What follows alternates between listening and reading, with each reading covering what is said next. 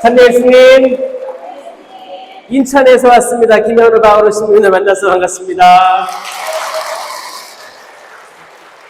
성체 세미나, 성장 세미나 하시는, 참여하신 모든 분들 축하드려요. 축하드리고, 은총 많이 받으시고, 또 봉사하시는 모든 분들 감사하고 축복드립니다. 여기 다 성령 세미나는 다 하시겠어요? 다 하고 이제 성체 세미나 하시는 거예요? 또 안 한 사람도 있고, 이제 성령 세미나, 성체 세미나, 또 성모 신심 세미나 이런 거 있어요. 그래서 이거 다 하시면 좋아요. 다 하시면 좋고, 그래서, 왜냐면은 성모님은 아들 예수님께 초대할 거예요. 그 아들 예수님은 성체에 온전히 있습니다. 그러니까 성모 신심이 있는 사람들은 성체계로 나가고, 또 성체를 온전히 알고 영한 사람들은 성체는 성령으로 인하여 축복되고 강복되기 때문에 성령 신심회로 당연히 나아갑니다.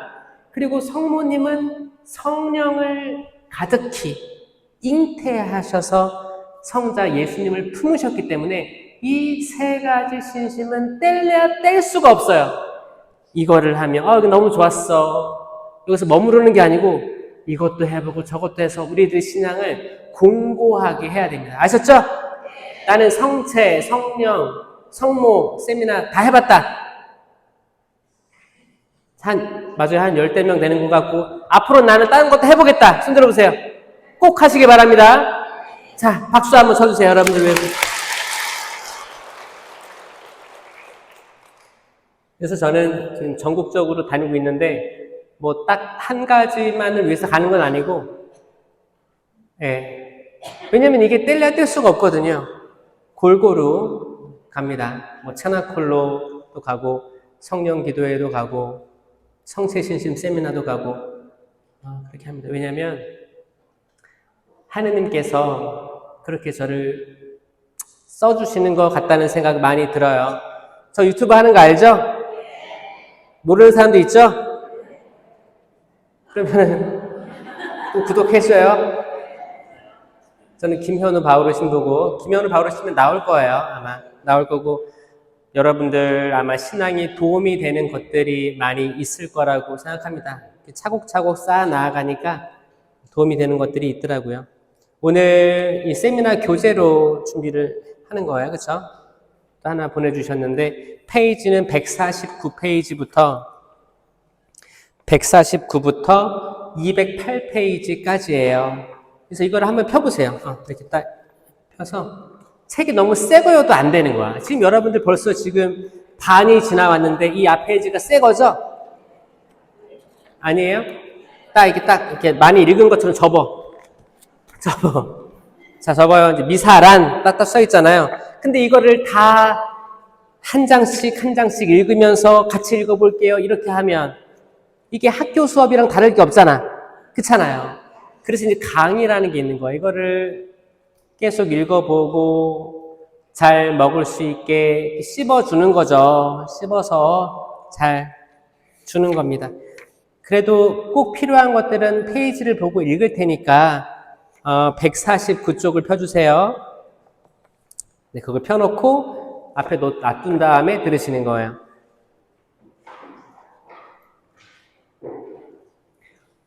천주교와 개신교, 성공회, 요 정도가 그리스도교라고 알려져 있죠. 요 정도가 그리스도교입니다. 여기서 차이점들을 좀 아시나요? 천주교랑 성공회가 가까울까요? 개신교가 가까울까요? 성공회? 왜요? 삼위일체이신 하느님 믿어서? 이 삼위일체는 다 믿어요. 다 믿습니다. 그러면 천주교랑 성공회를 구분짓는 건 뭘까요? 신부님, 성공회도 신부님이 있어요. 교황님과의 일치. 이거는 천주교만 있죠. 맞죠? 지금 교황님이 몇 대 교황님이에요? 아유, 자, 267대 레오 14세 교황님이세요. 꼭 기억하세요. 1대 교황님은 누구세요? 베드로 사도예요. 베드로 사도 때부터 쭉 이어져 오는 게 가톨릭 교회입니다. 맞죠? 이제 이 역사 안에서 분열돼서 나간 교회들이 등장하는데 이제 성공회가 있고 개신교가 있는 거예요. 뭐가 먼저 나왔어요? 개신교가 먼저 나왔어요. 개신교는 뭐가 싫어서 나갔어요?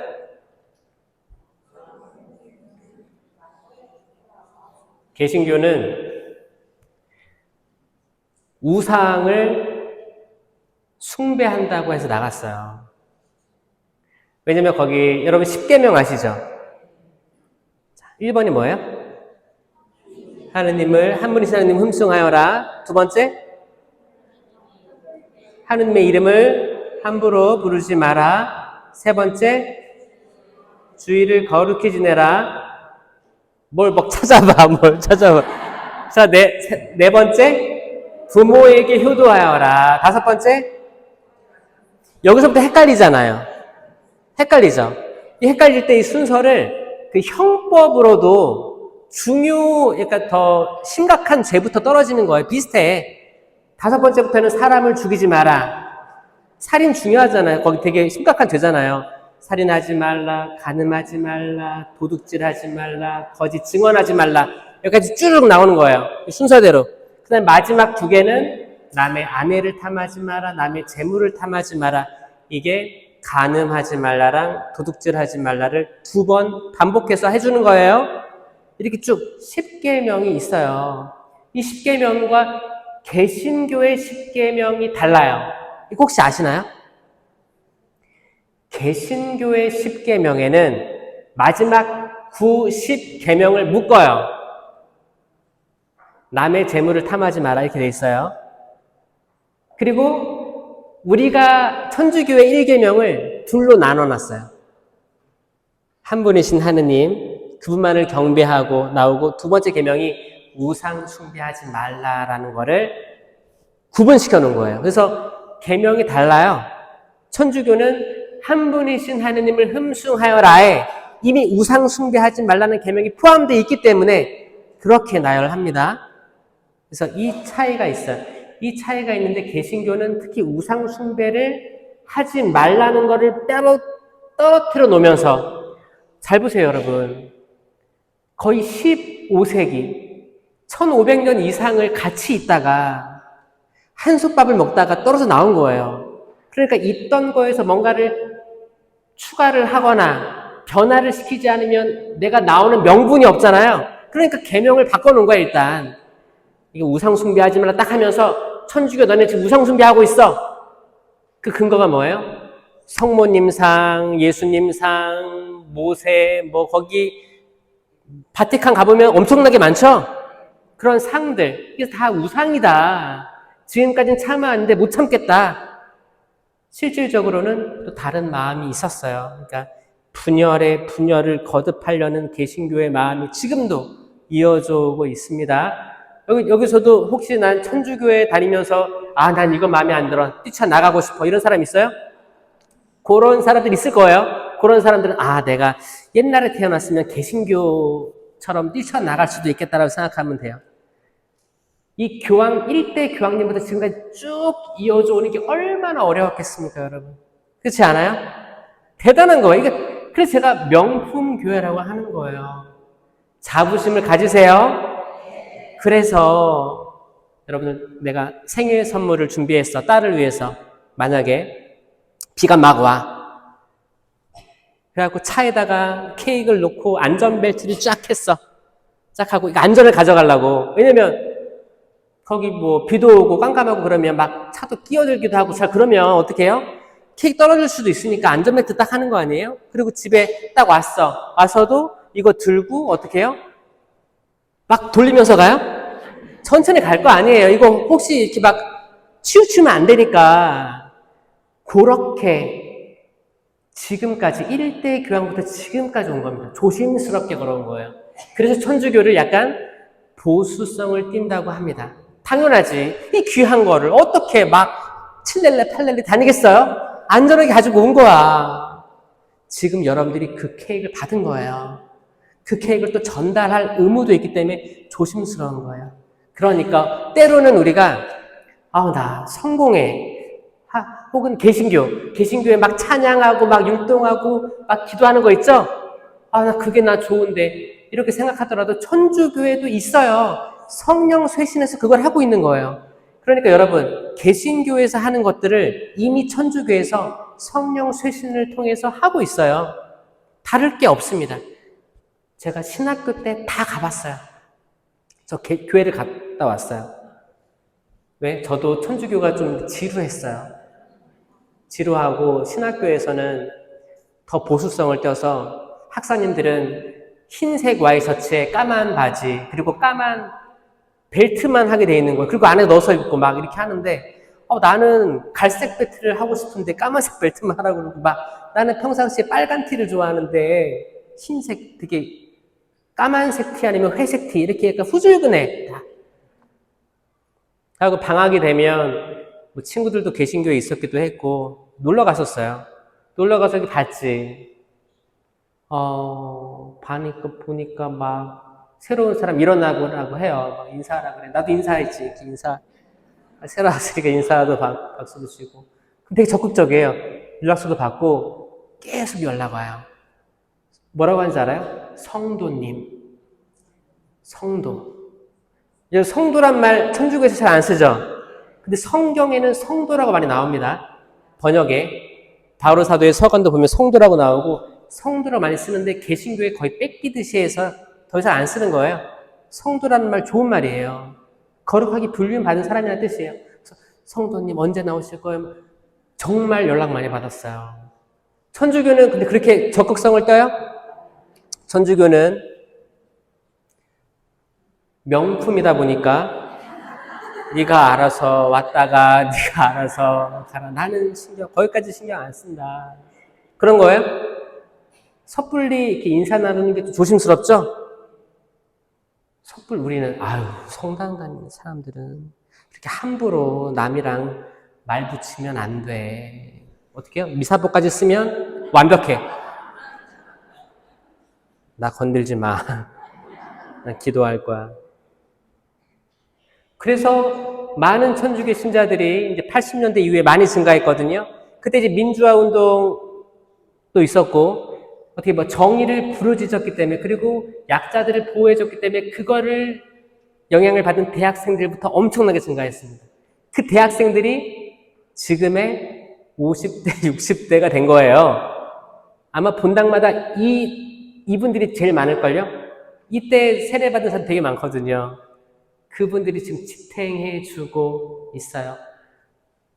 그럼 성공회는 뭘까요? 성공회는 영국 왕실이 재혼하려고, 천주교에는 이혼과 재혼이 없잖아요.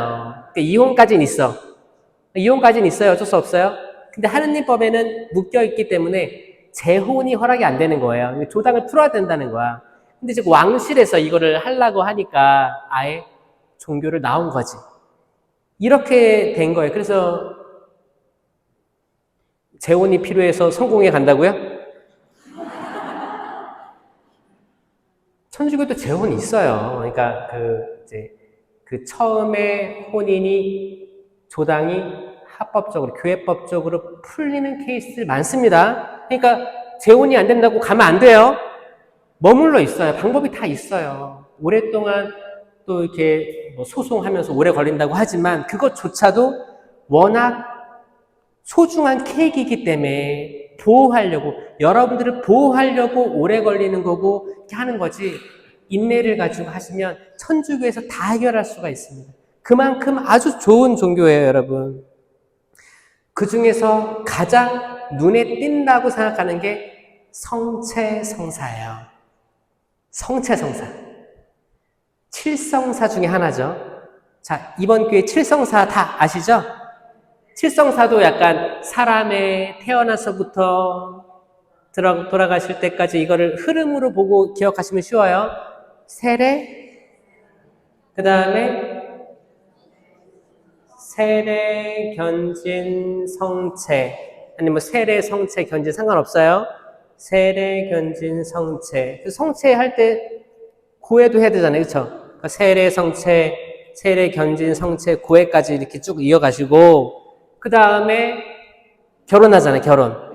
이제 혼배 성사가 있고 저 같은 경우는 성품 성사, 신품 성사라고도 하죠. 이게 동급이에요. 혼배를 하든지 신부가 되든지 동급이에요. 이렇게 동급으로 두 개를 두고 마지막은 병자성사. 아플 때 이제 받는 거죠. 옛날에는 노자 뭐 성체라고 하면서 마지막에 모시고 간다고 해서 그랬는데 지금은 그 말 잘 안 쓰고 병자성사 안에 다 들어가 있습니다. 이게 칠성사라고 나와 있는 거예요. 그 중에서 우리가 매일 자주 할 수 있는 게 성체성사예요. 왜냐? 여러분들 고해성사는 1년에 몇 번 봐요? 이렇게 매일 하면 좋겠지만 매일 할 수 있는 여건이 안 되죠? 그래서 1년에 최소 2번을 보러 가는 거예요.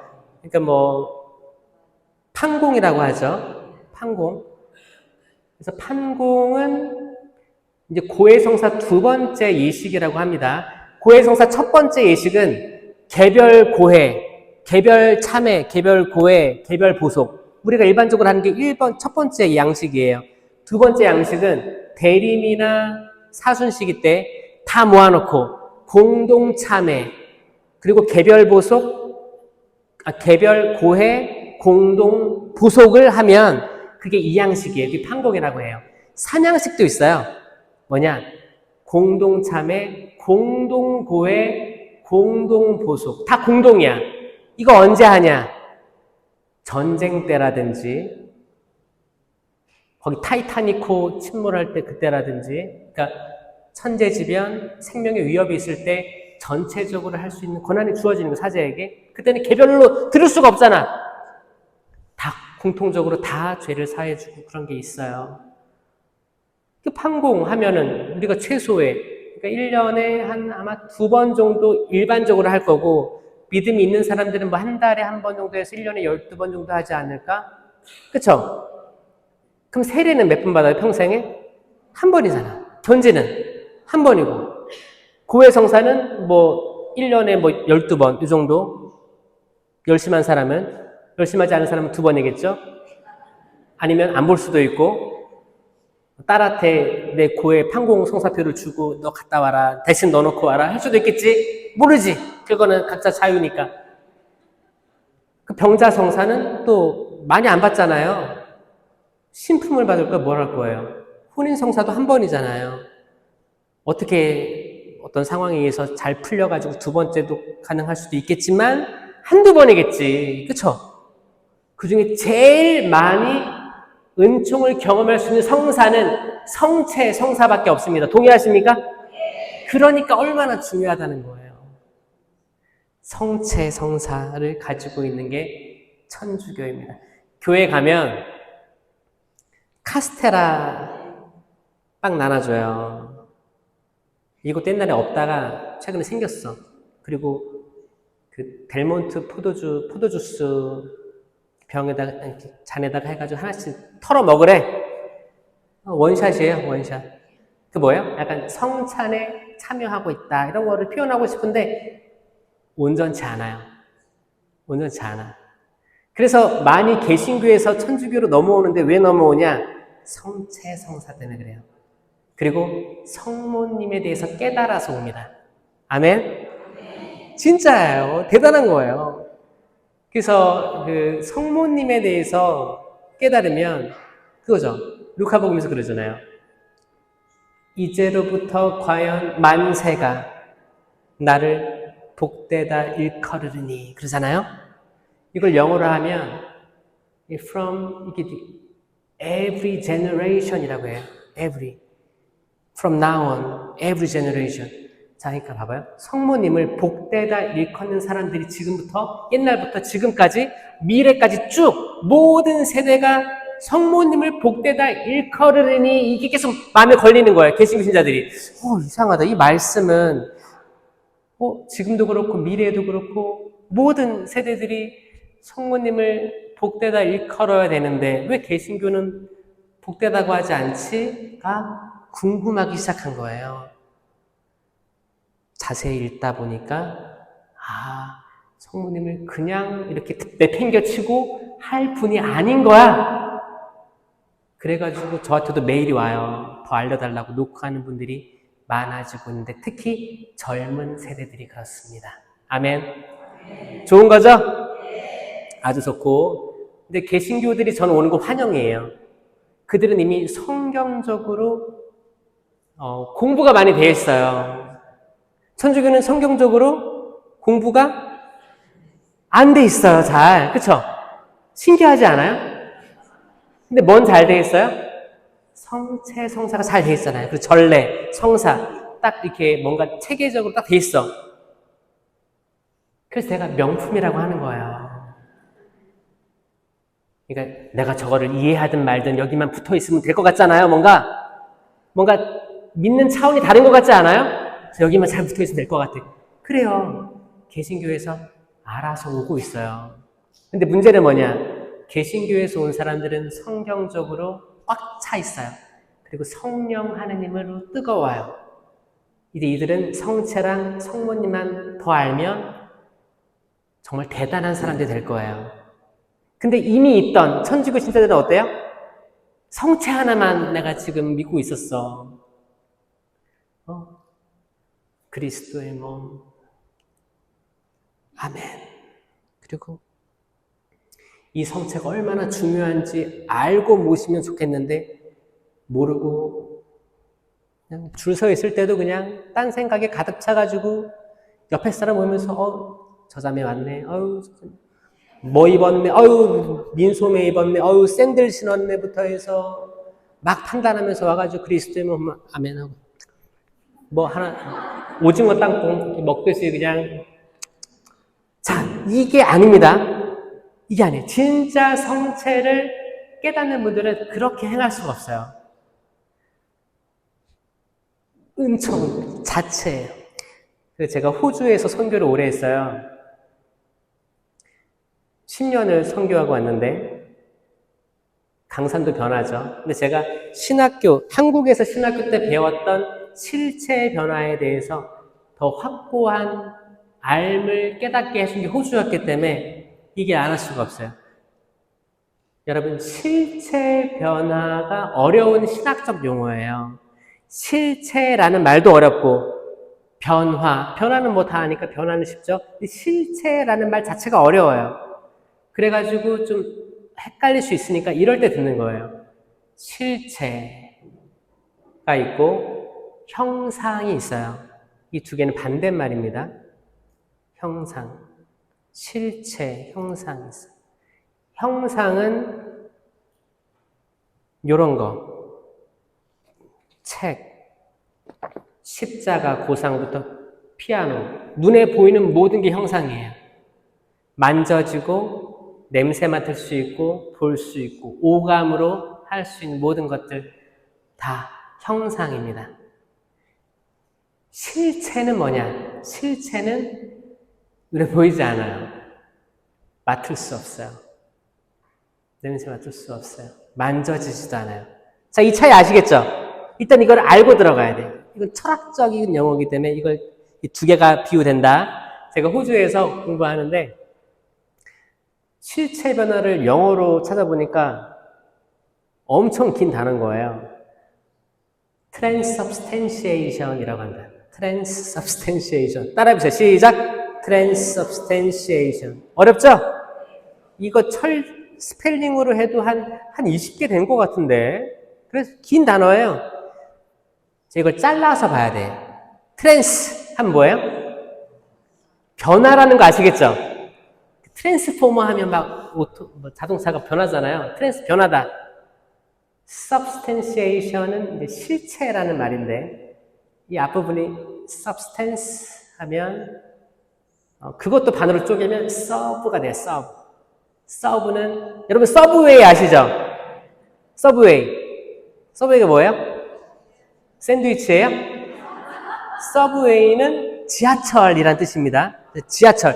이 서브웨이가 아래에 있는 길이란 뜻이에요. 자, 서브라는 이 전치사는 뭐냐면 아주 밑바닥에, 아주 근저에, 기저에 이런 말이에요. substance 하면 stance 하면 뭔가 있는 것이에요. 명사형이에요. 그러면 아주 어딘가 깊은 데 있는데 뭔지 모르는데 그거예요. 그게 substance예요. 그걸 실체라고 합니다. 있는데 보이지 않고 만져지지 않아서 모르는 그거. 그 전라도 사람은 뭐라고 해요? 거시기. 자, 하여튼 뭔지 몰라. 하여튼 그거야. 그거 근데 몰라. 증명되지 않고 밝혀줄 수 없어. 이건 관념적인 거예요. 철학적인 거예요. 신학적인 거예요. 차원이 다른 겁니다. 이 실체 변화는 그 뭔가 거시기 그게 바뀌었다는 거예요. 응?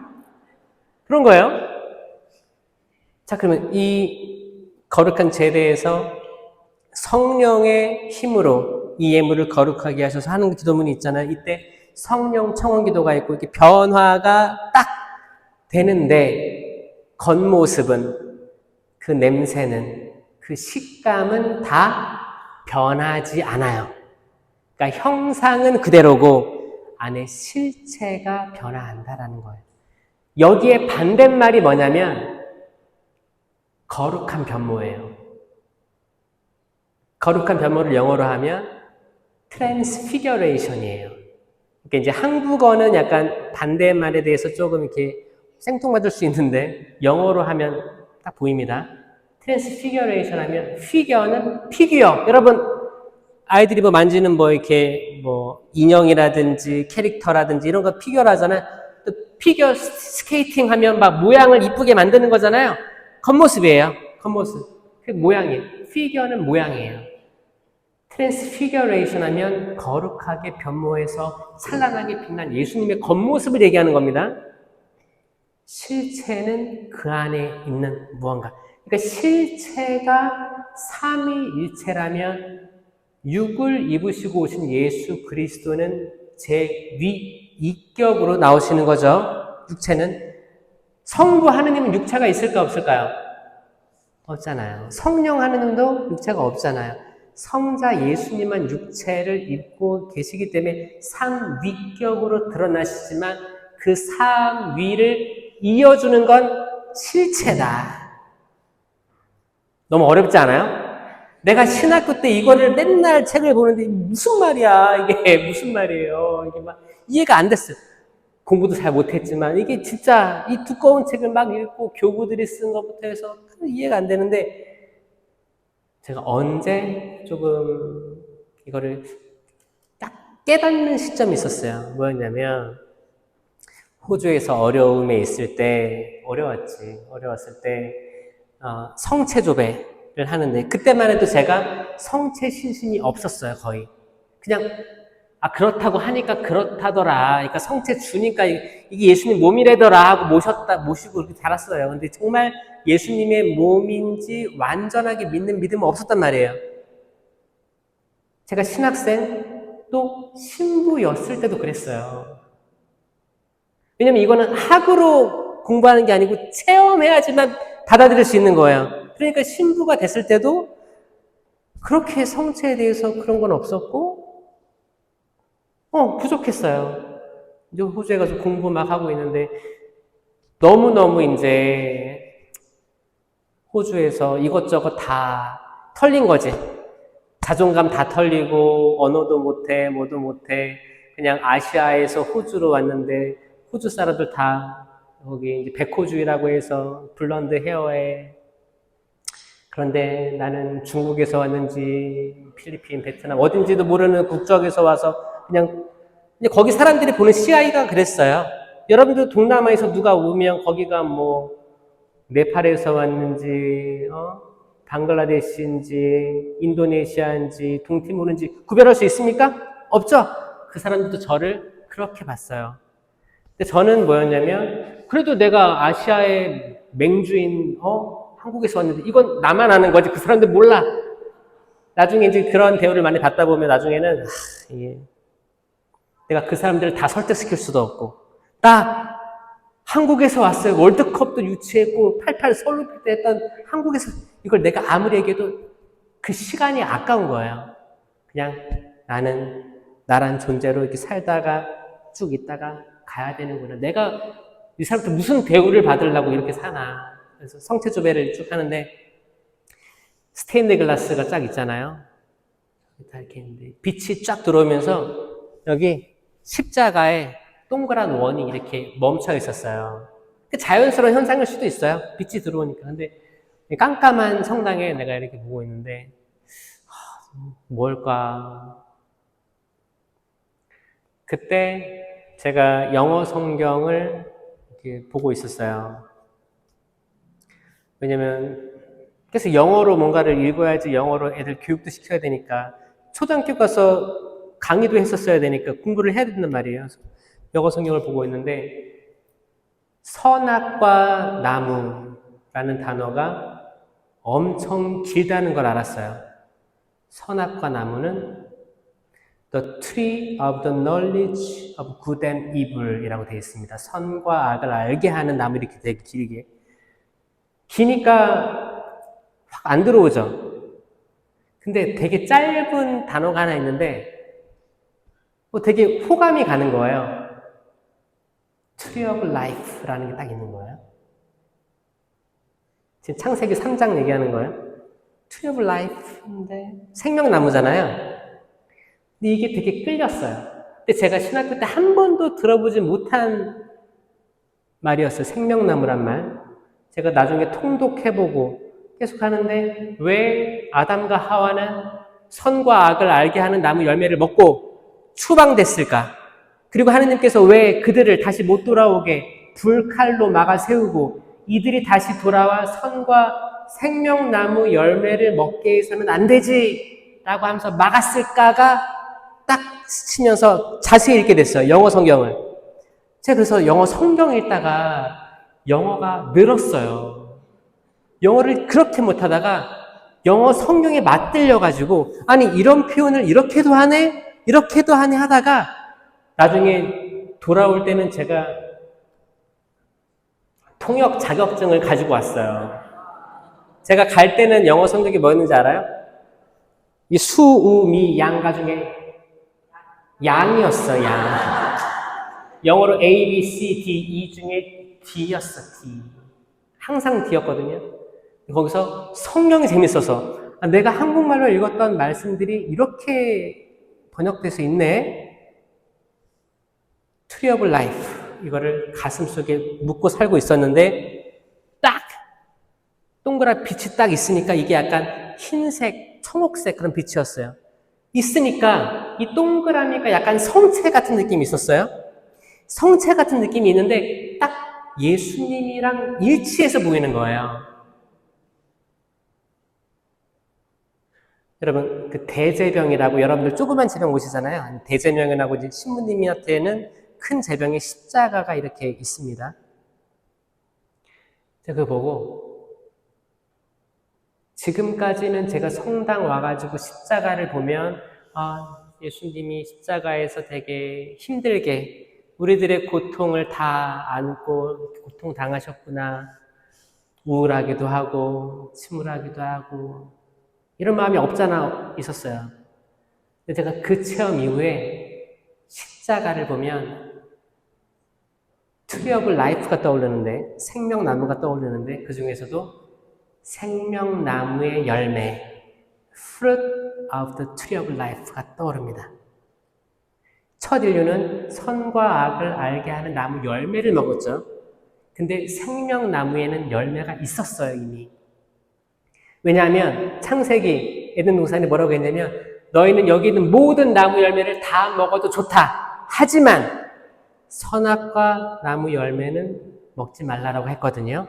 그러니까 생명나무 열매는 이미 먹게끔 허락되어졌었어요. 근데 첫 인류는 눈이 가리워져서 안 먹었단 말이에요. 그리고 쫓겨난 거예요. 그러면 그들이 왜 다시 돌아와서 생명나무를 얼른 먹으면 안 돼요?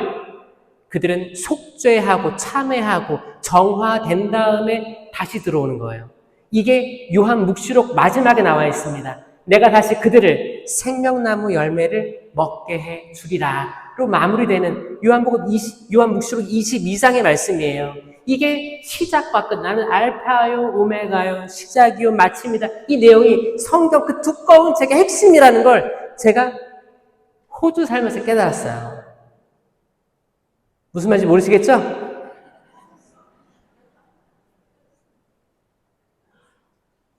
내가 평상시에 그리스도의 몸 하면 내가 아멘하고 모실 때가 많았는데 성체를 모신 내가 변화되지 않는 것을 체험했거든요. 내 악습이 변하지 않고 내가 삐딱한 시선이 변하지 않고 남을 판단하고자 하는 그 마음이 변하지가 않은 거예요. 판단하는 그 마음이 선악과 나무 열매거든요. 판단. 하느님의 판단을 유보해야 되는데 내 판단으로 하는 거예요. 하느님의 심판, 오직 심판은 하느님께 유보되어 있는데 내가 심판하는 거예요. 기준이 뭐예요? 내가 알고 있는 선악으로 내가 판단하는 거예요. 근데 우리 판단이 뭐 유효합니까? 어쩔 때는 컨디션이 좋을 때는 옳게 판단할 수 있지. 항상 그래요? 아니에요. 때론 우리가 지치고 외롭고 힘들면 적절하지 않은 판단들을 하는 게 인간입니다. 맞아요? 그러니까 우리 인간은 세례를 받았음에도 불구하고 선악과 나무 열매를 먹는 형국이더라. 그럼 내가 어떻게 성체 현실을 할 때 무릎 꿇고 진짜 성체만 빤히 바라보면서 기도하고 관상의 경지까지 오를 수 있을까? 이렇게도 보고 저렇게도 보고 했었어요. 저 복사 쓸 때는 너무 궁금해가지고 미사하기 전에 성체를 만질 수 있었어요. 그때는 수녀님보다 빨리 들어가서 성체 쌓여있는 제병이죠. 성체가 되기 전 제병을 해서 하나 먹어보기도 하고 포도주도 조금 이렇게 맛 좀 보기도 하고 그랬었어요. 궁금한 거지. 왜 이게 어떻게 성체와 성일이 되는가가 궁금했던 거예요. 어린 마음에. 근데 아무래도 모르겠어. 내가 제병일 때도 먹어봤는데 이런 맛이고 성체를 모셨을 때도 이런 맛이야. 맛은 똑같아. 뭘까? 뭐가 바뀐 걸까? 내가 과연 그걸 인지는 하고 있을까? 알고는 있을까? 아니면 그냥 사람들이 우르르 나가서 모시니까 나도 우르르 나가서 아멘하고 모시는 걸까? 근데 정작 내 삶은 왜 변화되지 않을까? 끊임없이 내 아버지, 어머니, 형제, 자매, 내 동료, 신학생들, 신부님들, 사람들을 나는 끊임없이 심판하고 판단하고 단죄하고 있을까? 나는 여전히 선악과 나무 열매를 먹는 거구나. 나는 여전히 생명나무 열매가 가리워진 상태였구나.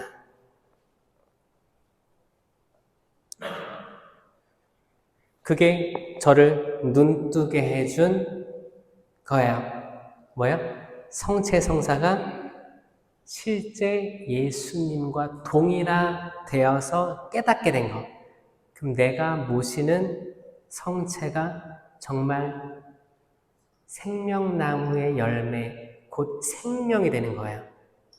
여러분, 사과나무의 열매 이름 뭐예요? 사과잖아요. 배나무는 배겠지. 생명나무는, 열매는 생명인 거예요. 나는 길이요, 진리요, 생명이다.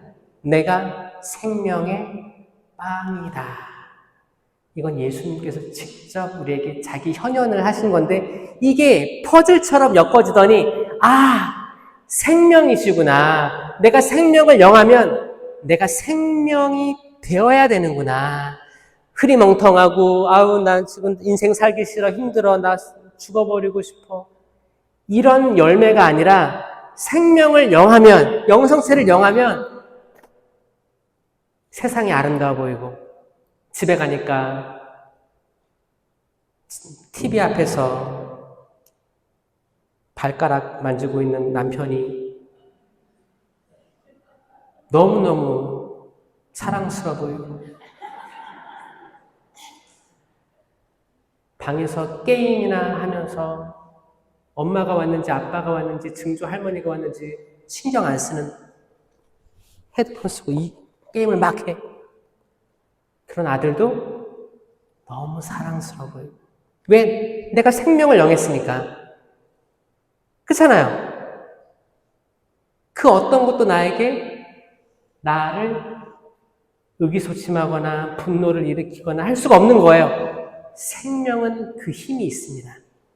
나무를 키워보시면 알겠지만 집에 환절기 때 이파리 막 떨어지고 노랗게 되고 떨어지는데 다시 그 나무를 뚫고 생명의 그 싹이 돋아날 때 여러분 그 힘을 느끼세요?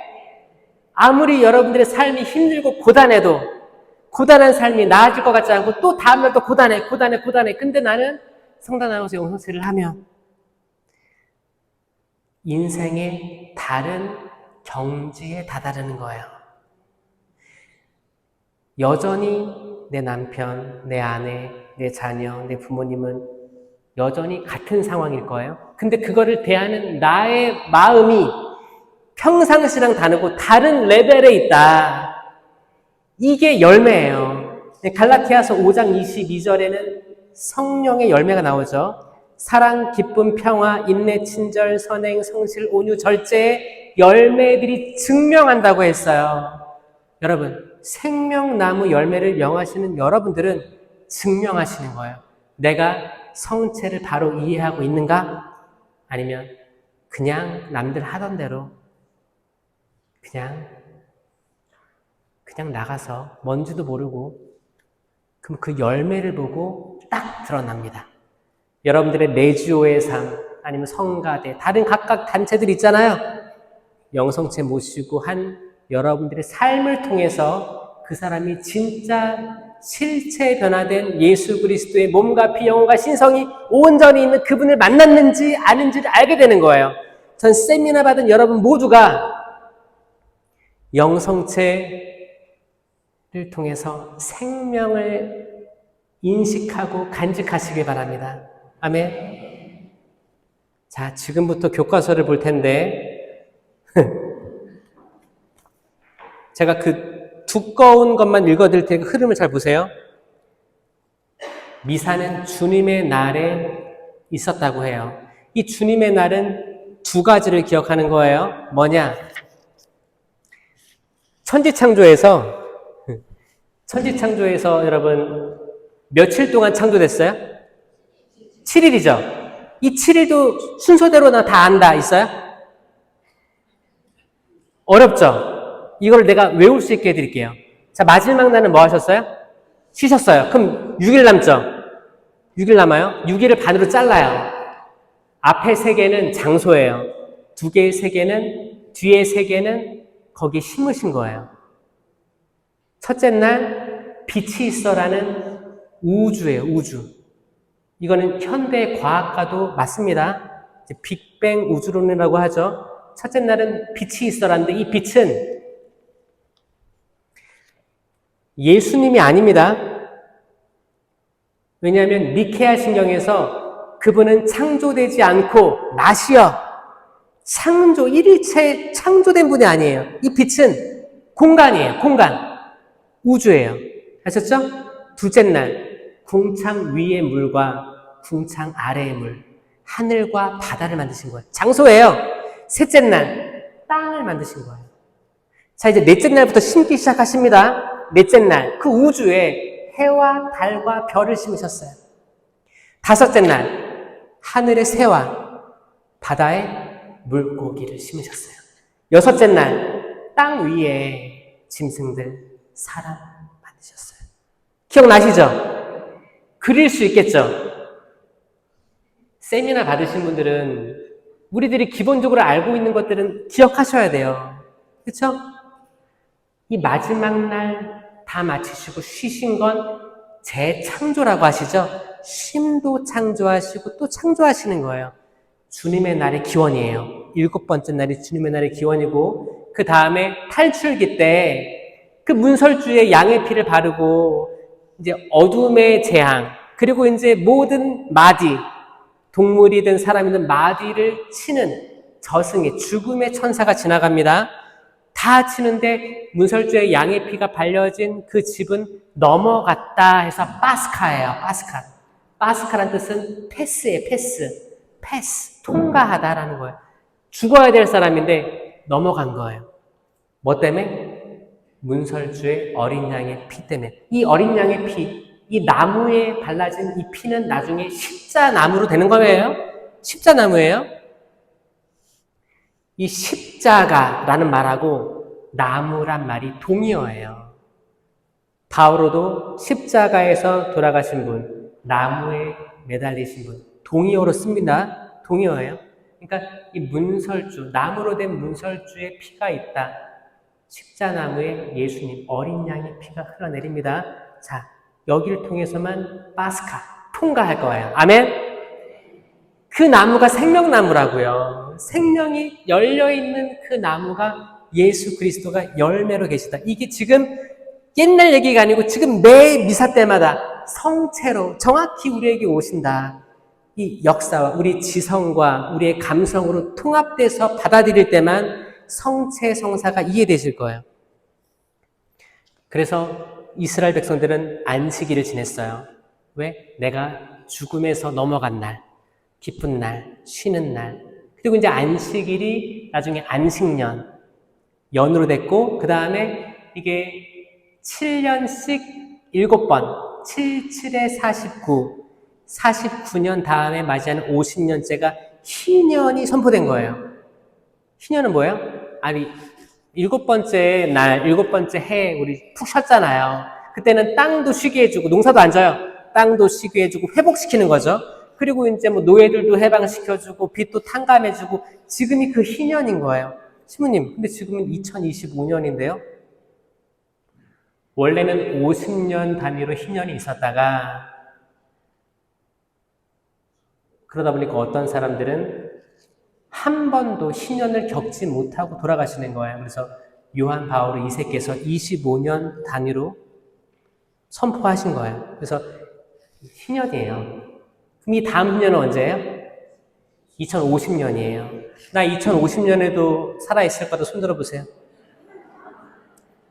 자신 없으시면 정말 잘 살아야 돼요, 올해. 성지도 가시고 국내에도 많아요. 정말 우리 신앙을 새롭게 하셔야 돼요. 지금이 기회입니다. 예수님께서 비유로 그러죠.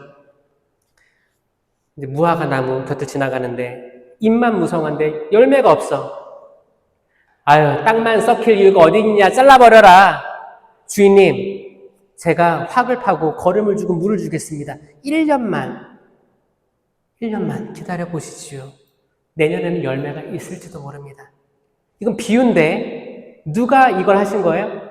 예수님이에요. 예수님이 우리에게 주신 다른 1년이에요. 들을 귀가 있는 사람은 알아들어라 라고 하는 게 그거예요. 우리에게 매년 새로운 해가 시작되는 거예요. 우리가 뭔가 그래 내가 지금까지 되게 습관적으로 살아왔어. 근데 어떻게 보면 올해가 나에게 준 하느님이 허락하신 마지막 해일 수도 있겠다라는 생각은 여러분을 변화시킬 거예요. 그게 겸손이거든요. 겸손은 신부님이나 수녀님이 형제님, 자매님 우리 이거 봉사 좀 해줘. 아니, 저는 미사 드리는 걸로 만족할게요. 아닙니다. 이게 겸손한 거예요? 하기 싫은 거잖아.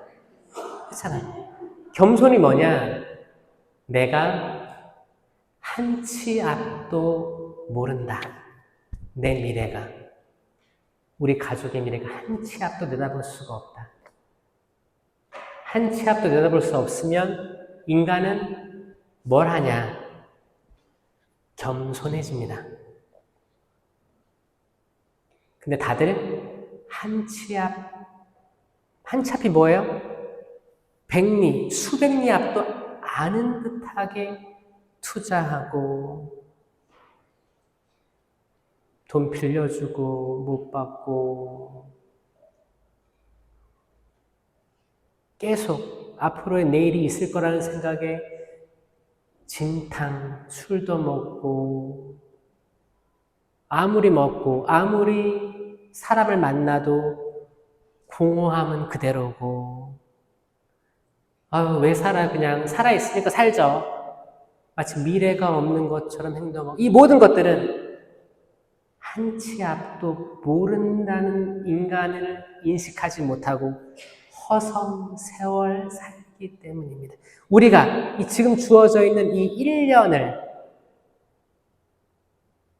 그 성경에 나오는 그 1년 있죠? 확을 파고 걸음을 준다는 그 1년을 인식한다면 우리는 매일매일 새로워질 수 있어요. 그 겸손한 영혼에게 하느님께서는 은총을 막 쏟아부어 주실 거예요. 내가 지금 미사를 보는데, 내가 미사 봉헌하는데 이게 그래 사람이란 한낱 숨결 같아서 집에 가다가도 사고를 날 수도 있고,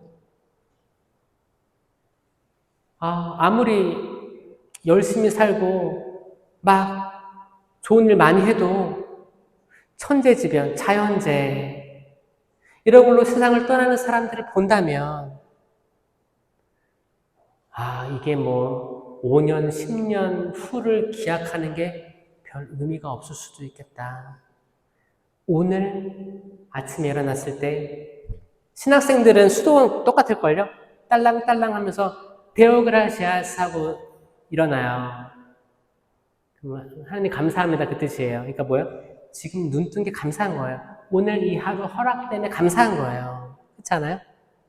그리고 잘 때는 뭐라고 기도하는지 알아요? 성물도에 거룩한 죽음을 맞게 하소서 라고 잠듭니다. 잘 때 어떻게 알아? 여러분들 아마 남편들이 그럴 텐데 밤에 잠자다가 어때요? 숫자를 세어봐. 1초, 2초, 3초, 4초. 뭐야? 제주도 해녀인가? 왜 이렇게 무호흡이 길어? 여러분 몰라요. 그러니까 거룩한 죽음을 맞게 하소서 그 기도는 오히려 되게 신학적이면 철학적이면 되게 겸손한 기도예요. 그러다가 아침에 일어났어. 베오그라시아스.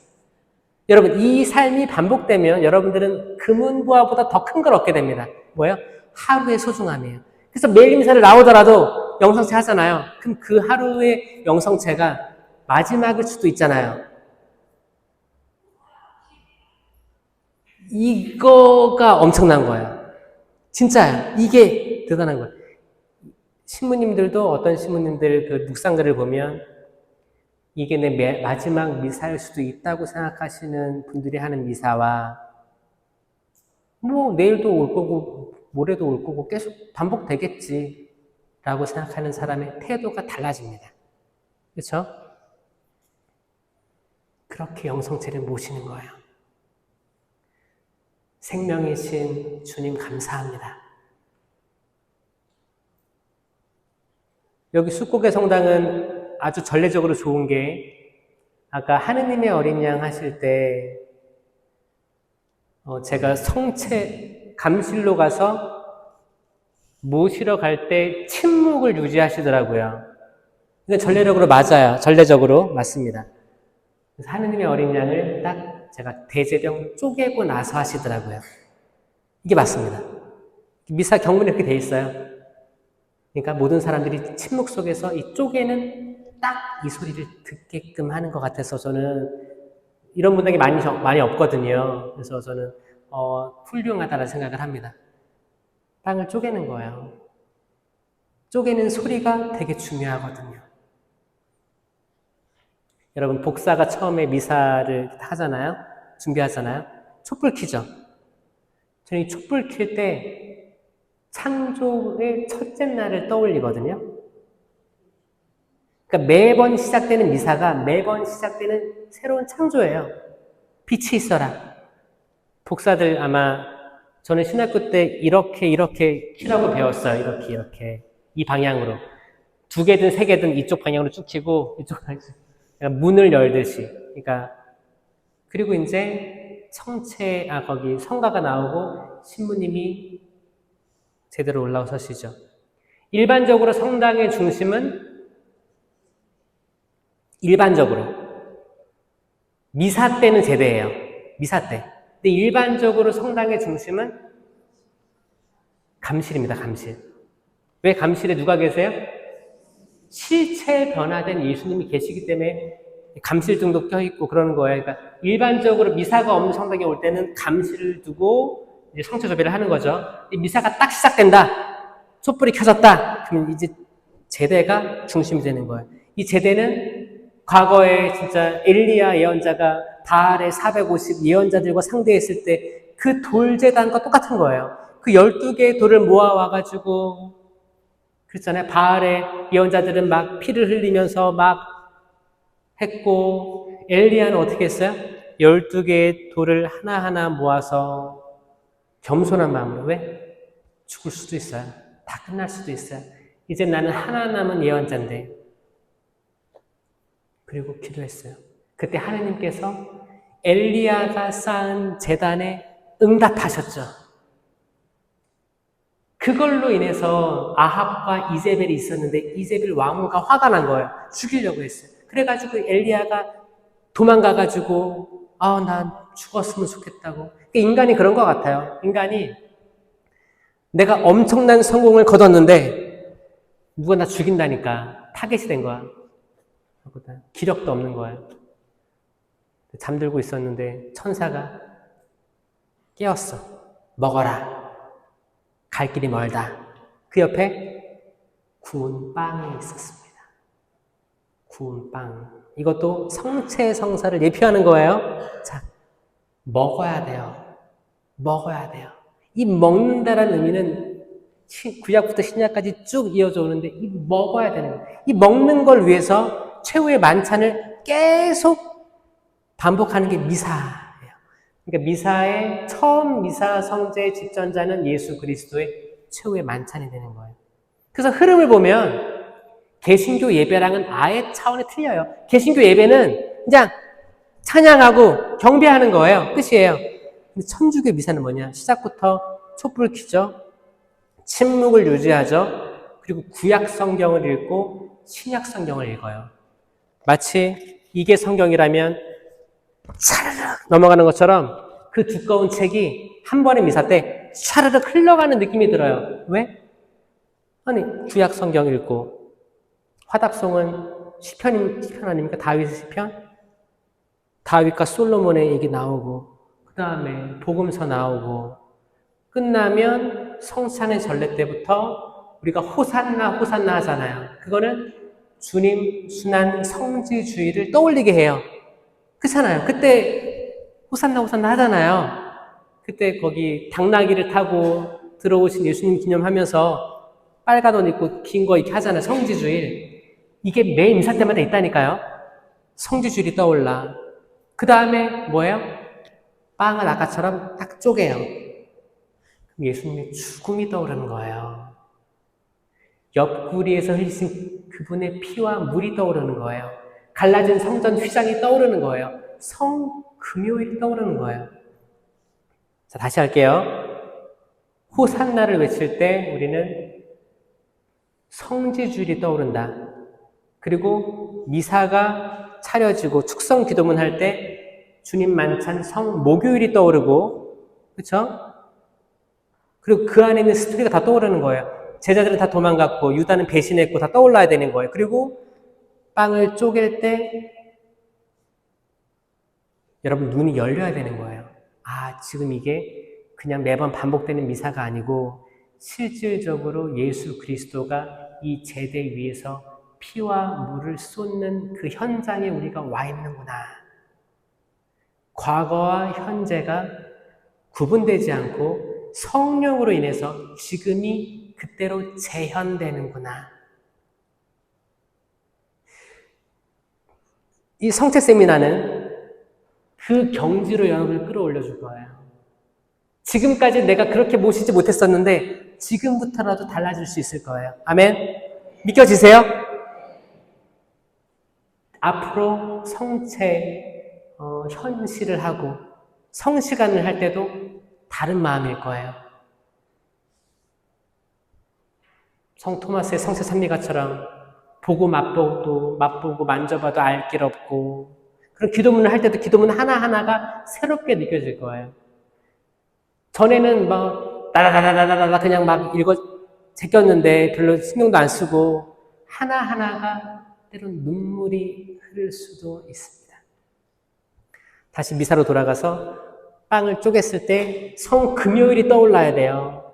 그리고 이제 영성체 소음도 하고 이제 보라 하느님의 어린 양. 그러니까 보라 하느님의 어린 양 할 때 여러분 어떻게 누굴 봐야 돼요? 성체를 봐야 되는 거예요. 어떤 성당은 그래요. 보라 하는 이렇게 들면 신자들은 다 매일 미사책 영성체의 송을 찾고 있는데 이게 아니고, 왜냐면 이 보라라는 말도 있다가 없다가 있다가 했어요. 역사적으로. 기억나세요? 그 경문이 바뀌면서 이 보라라는 말이 얼마나 중요한데 뺐냐, 이것 때문에 다시 생긴 거예요. 보라, behold, 보라 하느님의 어린 양, 세상의 죄를 없애시는 분. 이게 보라는 거예요. 이거를 책을 보지 말고 제대로 완전 집중, 이거 보는 거예요.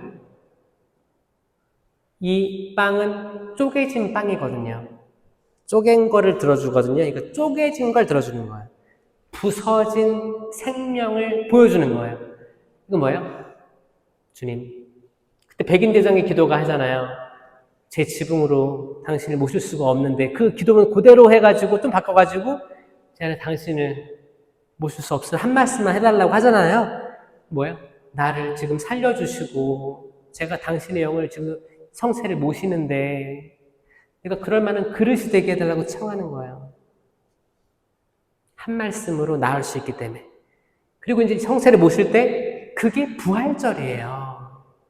작은 부활이에요. 부활은 2000년 전에 끝난 사건이 아니고 지금도 성체를 통해 부활할 수 있는 거예요. 그러면 그 쪼개진 부서진 성체처럼 나도 내 남편, 내 아내, 내 자녀들, 내 본당 신부님, 수녀님들께, 모든 사람에게 나를 그렇게 좋은 시선으로 보지 않는 그 원수 같은 사람에게도 나는 부서질 수 있어야 되는 거예요. 왜? 내가 이렇게 생명을 얻었는데, 내가 뭐라고 하느님 날 이렇게 사랑하셔가지고 이렇게 또 쪼개져서 나에게 오셨는데, 그리고 내 이 성체는 내가 또 내일을 기약할 수 없으니까 지금 아주 소중한 걸 내가 영했기 때문에 나 그렇게 어떤 거든 다 받을 수 있는 거예요. 내가 주님께 이렇게 좋은 걸 많이 받았는데 나쁜 것이라고 어떻게 거절할 수 있겠습니까? 라고 했던 욥처럼, 다오르 사도처럼 어떤 게 와도 주님, 저는 주님의 생명이 있으니까 이겨낼 수 있습니다. 라고 기도할 수 있게 되는 거예요. 아멘? 여전히 여러분들의 자녀 말 안 들을 거고 원하는 대로 안 흘러갈 거예요. 여러분 남편은 여전히 남의 편이라고 하죠. 말도 안 들을 거고 술도 많이 드실 수도 있어요. 여러분의 아내 바가지 계속 긁죠. 바가지 구멍 날 때까지 긁죠. 달라지는 거 없을 거예요. 여러분 부모님들 살아계신 분들은 요양원에 계신 분들도 있을 거고 뭐 치매로 고생하시는 분들 다양하게 있을 거예요. 소통이 잘 안 돼서 아니면은 화가 있어서 오해가 있어서 속상한 게 많을 겁니다. 이런 것들을 오직 성체, 영성체로만 우리가 판단하고 심판하는 선과 악을 알게 하는 나무의 열매가 아니고 생명나무 열매이신 예수 그리스도께서만 우리 가족과 우리 생명, 우리 관계들을 회복시켜 줄 수 있을 거예요. 아멘? 여러분, 지금 제가 하는 이 교리가 가톨릭 교회에서는 최정점에 있습니다. 이걸 깨달았다면 축하드리고, 이걸 못 깨달았다 해도 그분께서 깨달음의 영을 부어주셔가지고 언젠가 깨닫게 되길 바랍니다. 여러분들 안수식도 있고 세미나 마무리하실 순간으로 다가오는데 하나님의 크신 은총이 가득하길 바랍니다. 이 제대는 천사들이 가득해요. 왜? 나타나에게 그랬거든요. 사람의 아들 위로 천사들이 오르락 내리락 하는 걸 보게 될 것이다. 이 거룩한 장소가 미사 때 이루어지는 거예요. 사제는 부족하지만 제의를 입고 띠를 두르고 이 미사 할 때만큼은 성령으로 그리스도 대사제를 눈에 보이는 표징으로 보여주는 성사가 자체가 되는 거예요. 그러니까 사제들을 위한 기도 많이 하셔야겠죠? 이 거룩한 영적 시야를 가지시기를. 그래서 전혀 다른 another 레벨로 여러분들이 초대되는 그날을 위해서 계속 기도하겠습니다. 영광이 성부와 성자와 성령께, 성부와 성자와 성령의 이름으로 아멘. 감사합니다.